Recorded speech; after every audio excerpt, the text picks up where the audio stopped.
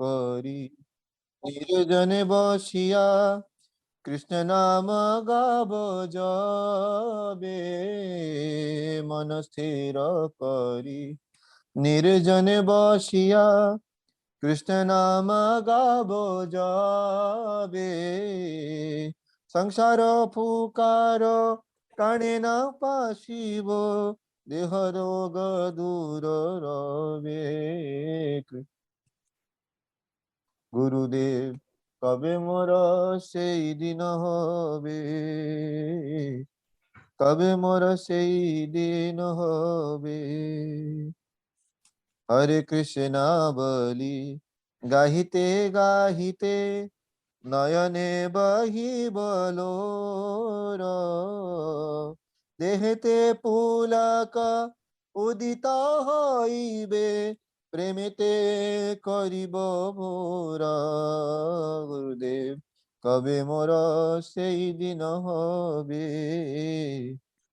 কবে মোর সেই দিন হবে। গদ গদ বাণী মুখে বাহিরিবে, কাঁপিবে শরীর মম, ঘর্ম মুহুর্মুহ বিবর্ণ হইবে, স্তম্ভিত প্রলয় সম, স্তম্ভিত প্রলয় সম। গুরুদেব কবে মোর সেই দিন হবে, নিষ্কপটে হেন দশা কবে হবে, নিরন্তর নাম গাব, নিষ্কপটে হেন দশা কবে হবে, নিরন্তর নাম গাব।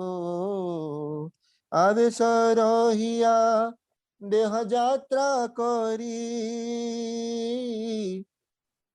আবেশ রহিয়া দেহ যাত্রা করি, তোমার করুণা পাব, তোমার করুণা পাব। গুরুদেব কবে মোর সেই দিন হবে। জয় গুরুদেবা, জয় গুরুদেবা, জয় গুরুদেবা, জয় গুরুদেবা।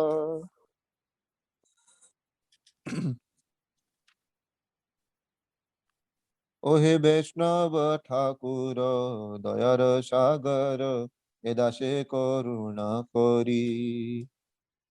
বৈষ্ণব ঠাকুর দয়ার সাগর, এ দাসে করুণা করি। দিয়া পদ ছায়া শোধ হে আমারে, তোমার চরণ ধরি, তোমার চরণ ধরি। ছয় বেগ দমি, ছয় দশ শোধি, ছয় গুণ দেহ দাসে, ছয় শত সঙ্গ দেহ হে আমার, বসিছি সঙ্গের আসে, বসিছি সঙ্গের আসে। ওহে বৈষ্ণব ঠাকুর দয়ার সাগর, এ দাসে করুণা করি। একাকী আমার নাহি পায় বল, হরি নাম সংকীর্তনে, হরি নাম সংকীর্তনে। তুমি কৃপা করি শ্রদ্ধা বিন্দু দিয়া, তুমি কৃপা করি শ্রদ্ধা বিন্দু দিয়া, দেহ কৃষ্ণ নাম দানে, দেহ কৃষ্ণ নাম দানে। কৃষ্ণ সে তোমার কৃষ্ণ দিতে পারো, তোমার শক্তি আছে, তোমার শক্তি আছে।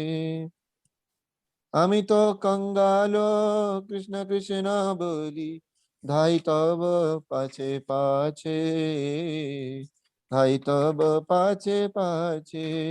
জয় বৈষ্ণব ঠাকুর, জয় বৈষ্ণব ঠাকুর, বৈষ্ণব ঠাকুর, জয় বৈষ্ণব ঠাকুর। निताई ध्वनि कर दो प्रभु जी। जय। श्री श्री गुरु गौरांग गंधरिका गिरधारी श्री श्री राधा विनोद बिहारी जीव की जय। जय ओम विष्णुपाद परमरत्तम गुरुपाद पद्म भक्ति वेदांत माधव गोस्वामी महाराज की जय।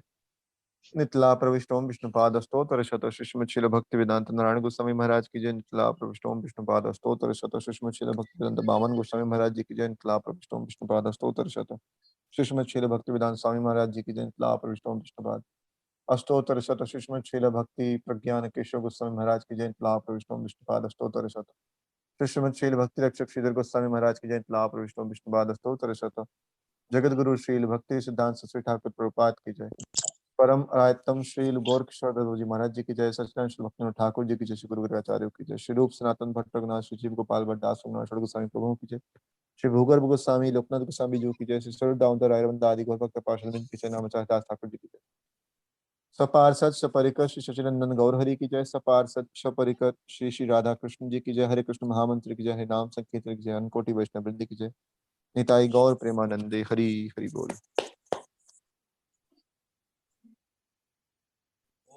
ओम अज्ञानतिमिरान्धस्य ज्ञानाञ्जनशलाकया चक्षुरुन्मिलितं येन तस्मै श्रीगुरवे नमः। वाञ्छाकल्पतरुभ्यश्च कृपा सिन्धुभ्यैव च पतितानां पावनेभ्यो वैष्णवेभ्यो नमो नमः। नमो महावदन्याय कृष्णप्रेमप्रदायते कृष्णाय कृष्णचैतन्य नाम्ने गौरत्विषे नमः। हे कृष्ण करुणा सिंधो दीनबंधो जगत्पते गोपेश गोपिका कांत राधा कांत नमोस्तुते। तप्त कांचन गौरांगी राधे वृंदावनेश्वरी वृषभानुसुते देवी प्रणमामि हरिप्रिये। वृंदायै तुलसीदेव्यै प्रियायै केशवस्य च कृष्ण भक्ति प्रदे देवी सत्यवत्यै नमो नमः। श्री कृष्ण चैतन्य प्रभो नित्यानंद श्री अद्वैत गदाधर शिवासादि गौर भक्त वृंद। हरे कृष्ण कृष्ण कृष्ण हरे हरे हरे राम राम राम हरे हरे। हरे कृष्णा।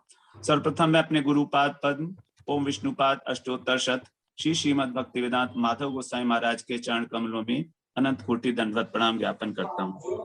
तत्पश्चात सभी उपस्थित वैष्णव वैष्णवियों के चरण कमलों में दंडवत प्रणाम, यथा योग्य दंडवत प्रणाम स्वीकार हो। वासुदेव प्रभु जो अभी कीर्तन कर रहे थे, उन्हीं के इनिशिएटिव से, उन्हीं की प्रेरणा से हम लोग आज उपदेशामृत के अंदर, श्री उपदेशामृत के अंदर प्रवेश करने जा रहे हैं।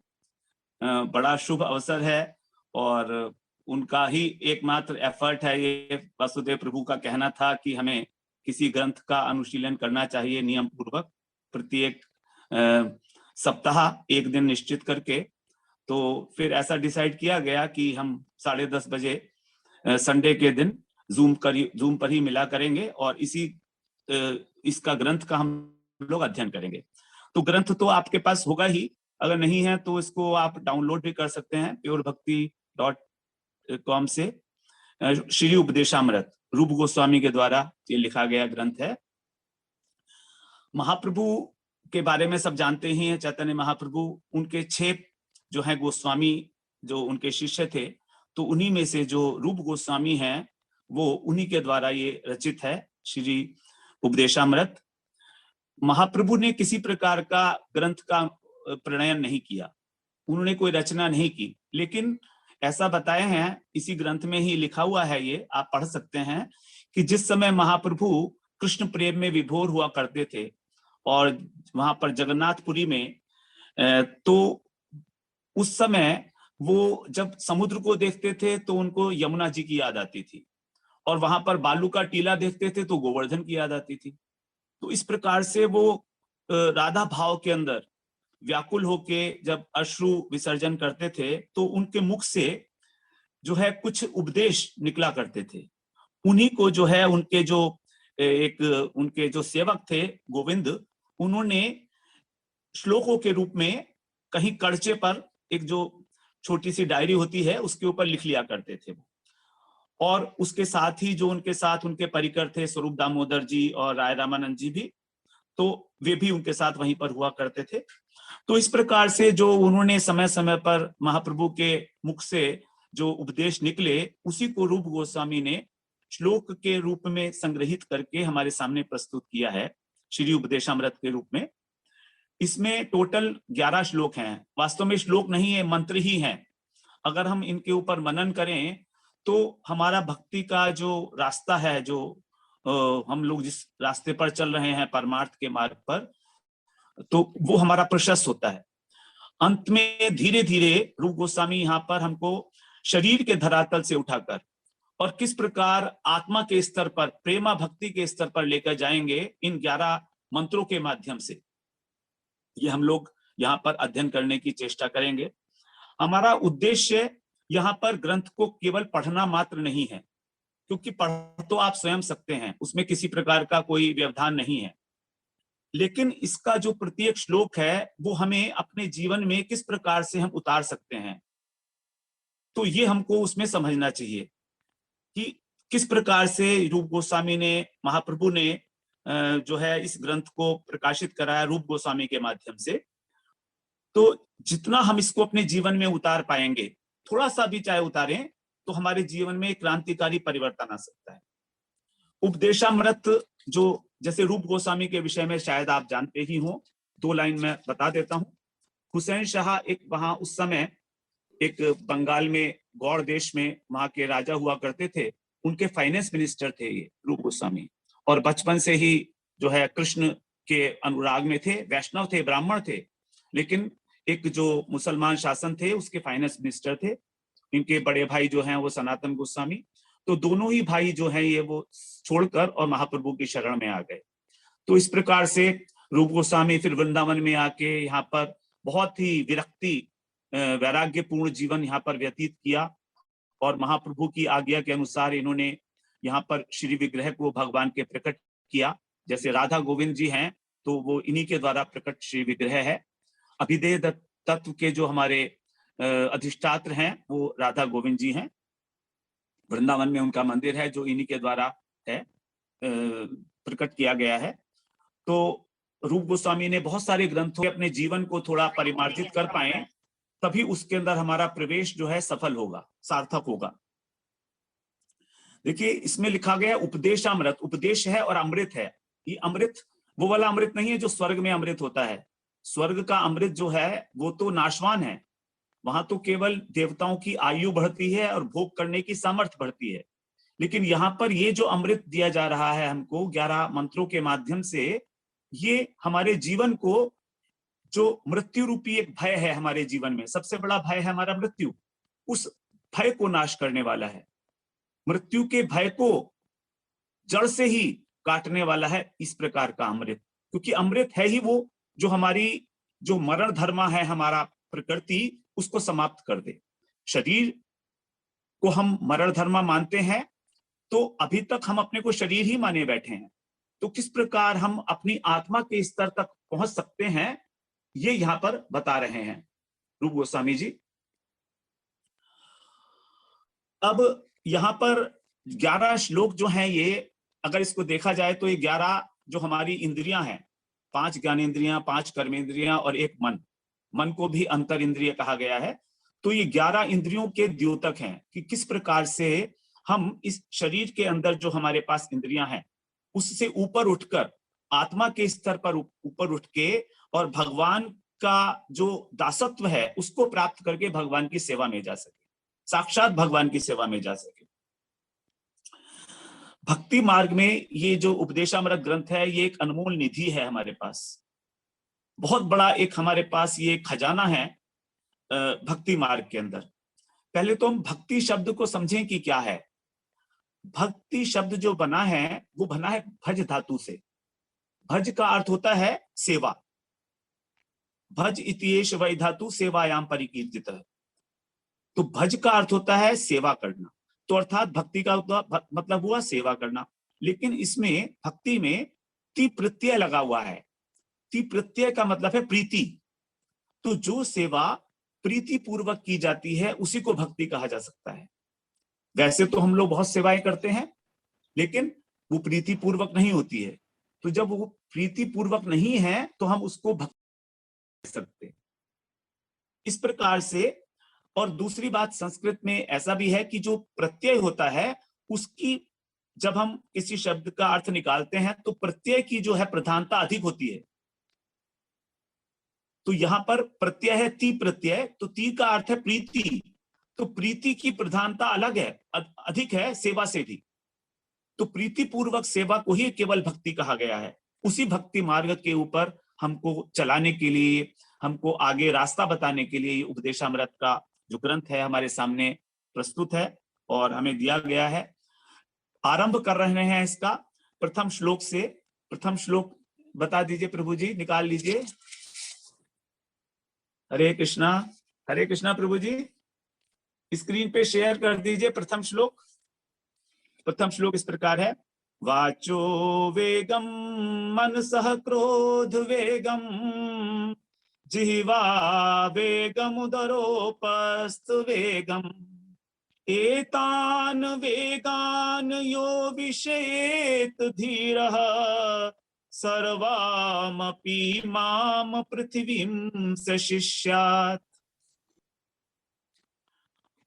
इसमें 6 प्रकार के जो वेग हैं उसके विषय में बताया गया है। कह रहे हैं वाचो वेगम। वाचो वेगम का मतलब है वाणी का वेग।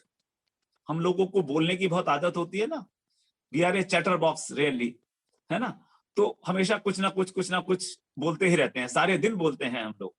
ऐसे लोग भी हैं जो सारे दिन ही बोलते हैं, कभी चुप होते ही नहीं है। तो कह रहे हैं इसको रोकना होगा। वाचो वेगम, मनसः क्रोध वेगम, मन का वेग, दूसरा मन का वेग हो गया। तीसरा हो गया क्रोध, हमको क्रोध भी बहुत आता है, उसको भी वेग रोकना पड़ेगा। जिह्वा वेगम, जीवा का मतलब जो हमारी रसना है वो 6 प्रकार के व्यंजन खाना चाहती है, 6 प्रकार के जो रस हैं, तो उसको रोकना होगा। और उदर, उदर का मतलब जो हमारा जो पेट है उसके अंदर जो वेग होता है, अधिक खाने की लालसा। जितना नियमित है, जितना आवश्यक है उतना तो ठीक है, लेकिन उससे अधिक खाने की जो लालसा है, अधिक से अधिक और हर वक्त खाते रहने की लालसा, इसको कहा गया है उदर का वेग। और उपस्थ वेग मतलब जननेंद्रिय का वेग। तो 6 प्रकार के ये वेग हैं और इनको बता रहे हैं एतान वेगान, इन वेगों को, यो माने जो, विषेत माने जो सहन कर लेता है, इनको जो सहन कर लेता है वही धीर पुरुष है। धीर पुरुष की परिभाषा बता रहे हैं कि जो 6 प्रकार के वेगों को सहन करता है। सर्वाम अपि माम, वह व्यक्ति सर्वाम अपि माम मतलब जितने भी इमाम, इमाम का मतलब है इस पृथ्वी पर जितने भी लोग हैं उन सब का वो, उन सबको शिष्य बना सकता है। शिष्यात से शिष्यात, तो उसके अंदर एक इस प्रकार की गुरुत्व आ जाता है उसके जीवन में कि वही वास्तव में गुरु होने योग्य है। सारे पृथ्वी को वो अपना शिष्य बना सकता है यदि उसमें किसी प्रकार से ये 6 प्रकार के जो वेग हैं इनको सहन करने की सामर्थ्य उत्पन्न हो जाए। तो हम लोग इस श्लोक की जो टीकाएं हैं उसको हम लोग श्रवण करेंगे। 3 जो टीकाएं हैं वो यहाँ पर इस श्लोक की दी गई हैं ग्रंथ में। श्री उपदेशामृत ग्रंथ के अंदर 3 व्यक्तियों की टीकाएं दी गई हैं। सबसे पहले है इसमें श्रीमद राधा रमण दास गोस्वामी की टीका। ये राधा रमण दास जो हैं, ये हमारे वृंदावन में जो मंदिर है राधा रमण जी का, उसके ही जो एक सेवायत थे गोस्वामी वंश में, वहां पर ही इनका अवतरण हुआ था। इन्होंने अपने दादाजी से ही दीक्षा ली थी और इनकी जो टीका है उसका नाम बताया गया है उपदेश प्रकाशिका टीका। देखिए, जो भी श्लोक हैं उसको हम लोग टीकाओं के माध्यम से अध्ययन करेंगे, क्योंकि अपने आप से अध्ययन करना बहुत मुश्किल है। इन श्लोकों का जो वास्तविक अर्थ है उसको समझना। तो श्री राधा रमण दास जी की टीका है उपदेश प्रकाशिका टीका। दूसरी टीका है हमारे भक्ति विनोद ठाकुर जी की, जो जिनको सप्तम गोस्वामी कहा गया है। तो उनकी टीका का नाम है पीयूष वर्षिणी वृत्ति, पीयूष वर्षिणी वृत्ति। और तीसरी है प्रबुद्ध सरस्वती प्रभुपाद जी की टीका, जो इनके पुत्र थे श्री श्रीमद भक्ति सिद्धांत सरस्वती ठाकुर प्रभुपाद। तो उनकी जो टीका है उसका नाम है अनुवृत्ति। तो ये 3 जो टीकाएं हैं इस ग्रंथ में दी गई। अब हम इन तीन टीकाओं को यहाँ पर स्टडी करेंगे। और भक्ति सिद्धांत सरस्वती ठाकुर प्रभुपाद की जो टीका है अनुवृत्ति के रूप में, वो सबसे बड़ी है, वो सबसे बाद में दी गई है, और सबसे छोटी है इनकी राधा रमण दास जी की टीका। तो इस प्रकार से टीकाओं के माध्यम से हम लोग श्रवण करेंगे। आपने जैसे श्रवण किया ही 6 प्रकार के जो वेग हैं ये हमारे शरीर से संबंधित है। हमारा स्थूल शरीर और हमारा सूक्ष्म शरीर, 2 शरीर है हमारे पास, स्थूल शरीर और सूक्ष्म शरीर। सूक्ष्म शरीर का मतलब मन, बुद्धि, अहंकार और चित्त। और हमारा जो स्थूल शरीर है, जो हमारी ज्ञानेंद्रियां, कर्मेंद्रियां इत्यादि हैं, पूरा स्थूल शरीर दिखाई दे रहा है ये। तो इनके अंदर ही इस वेगों का प्राकट्य होता है। तो सबसे पहले हम जरा देखें कि ये 7 शरीर जो है हमारा, ये क्या है, जहां पर ये वेग उत्पन्न हो रहे हैं। पहले थोड़ा सा उसके विषय में चर्चा करना चाहेंगे। वास्तव में देखा जाए तो हम अपने शरीर को जानते ही नहीं है। हम दुनिया की सारी बातों को जानते हैं, लेकिन अपने शरीर के बारे में बिल्कुल अनभिज्ञ हैं हम लोग। हमें मालूम ही नहीं है कि हमारे पास जो इंस्ट्रूमेंट्स हैं काम करने के लिए, वो कैसे काम करते हैं और क्यों काम करते हैं ऐसा जैसा वो करते हैं।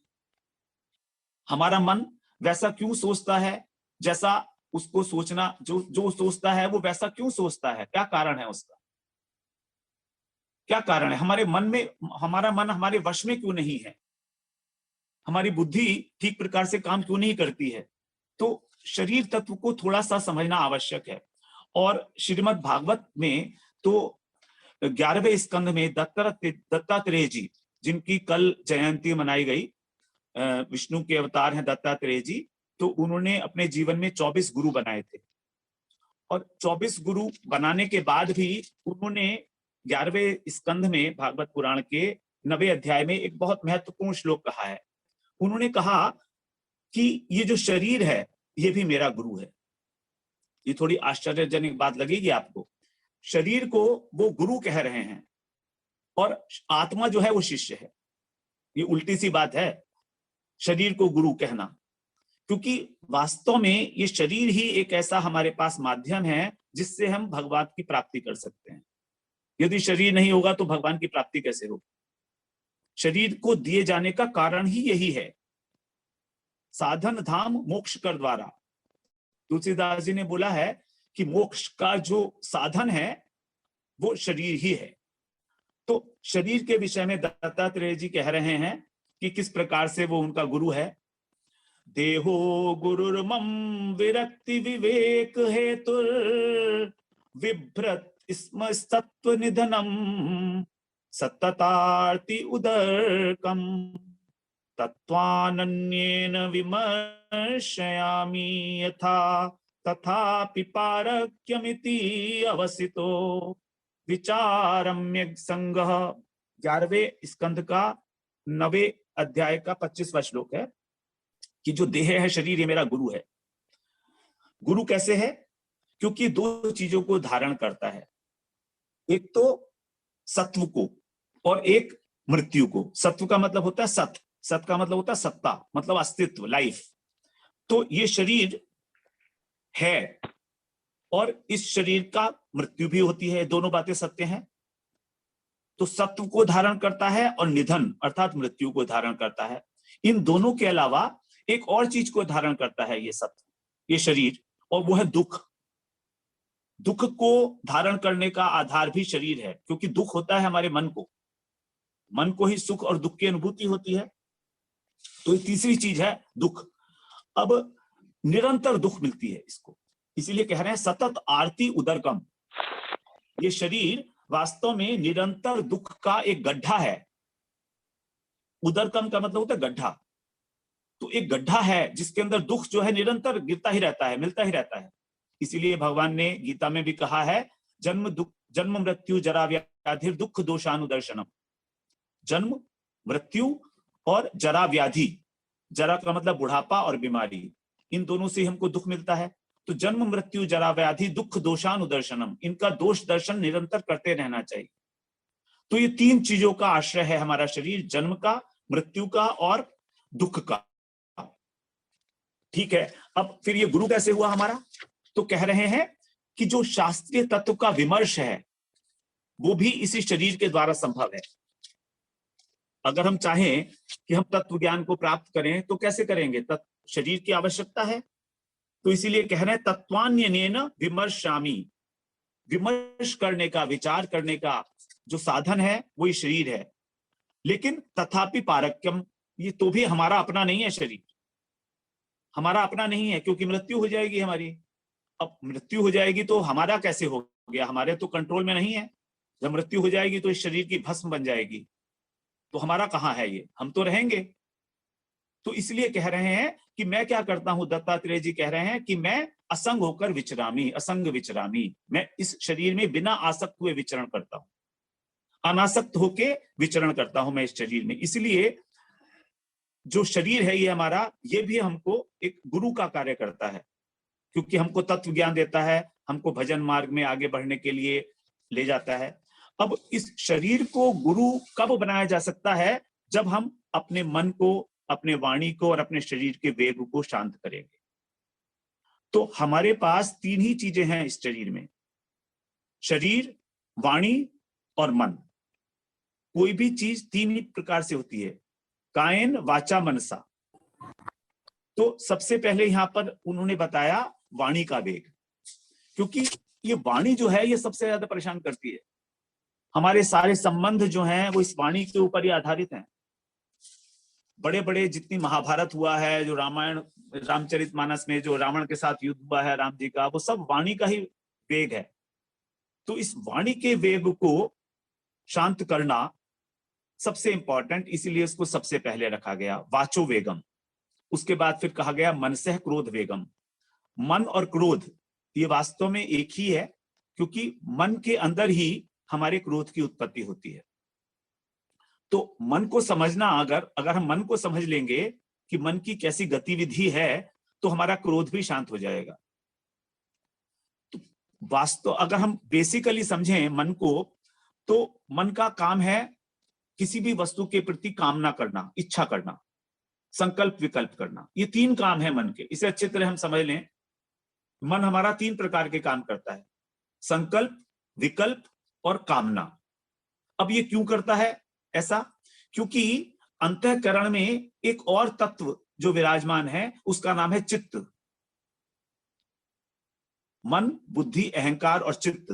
तो ये जो चित्त है बेसिकली, ये हमारे जो पुराने पूर्व जन्मों के संस्कार हैं उन सब इसके अंदर माइक्रोचिप के फॉर्म में संग्रहित हैं। They are all collected. It is a very big storehouse, memory bank है, समझिए आप। ये अनंत अनंत जन्मों के जो हमारे संस्कार हैं वो इस चित्त के अंदर पड़े हुए हैं, बहुत सूक्ष्म विचारों के रूप में। अब इस चित्त के अंदर लगातार स्फुरण होते रहते हैं।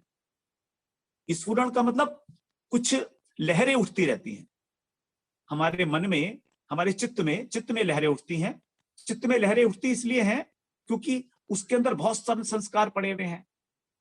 मुझे 1 मिनट थे चित्त के स्तर पर कि हमारा जो चित्त है ये किस प्रकार, इसके अंदर जो स्पार्क्स उठते हैं, लहरें उठती हैं। And it has been recorded scientifically that there are certain 50 to 60,000 thoughts in a day. 50 से 60,000 तक हमारे अंदर स्फुरणाएं होती हैं हमारे चित्त में। इसका मतलब हुआ every 17 seconds we are having one. It is so fast in speed. अब उसमें क्या होता है कि वो सारी लहरें, जैसे समुद्र में लहरें उठी और लहरें समा गई समुद्र के अंदर, उसी प्रकार से होता है। हरि बोल। तो किसी किसी लहर के साथ हम लोग उसके साथ आइडेंटिफाई कर लेते हैं। हम किसी किसी लहर के साथ आइडेंटिफाई करते हैं जो हमारी लाइक्स होती हैं और डिसलाइक्स होती हैं। इसी को हम बोलते हैं राग और द्वेष। राग और द्वेष का मतलब है कि मुझे क्या अच्छा लगता है और क्या मुझे नहीं अच्छा लगता है। तो भगवान ने कहा गीता में कि ये दोनों ही एक डाकू की भांति हैं जो हमारी संपत्ति का हरण करते हैं। तो इस स्टेज पर जब हमारा एक अभी उसको उस चित्त के अंदर जो स्फुरण था, जो लहर थी, वो मन के स्तर पर नहीं आई है। अगर मन के स्तर पर वो आ जाएगी तो संकल्प बन जाएगा कि मुझे ये वस्तु चाहिए।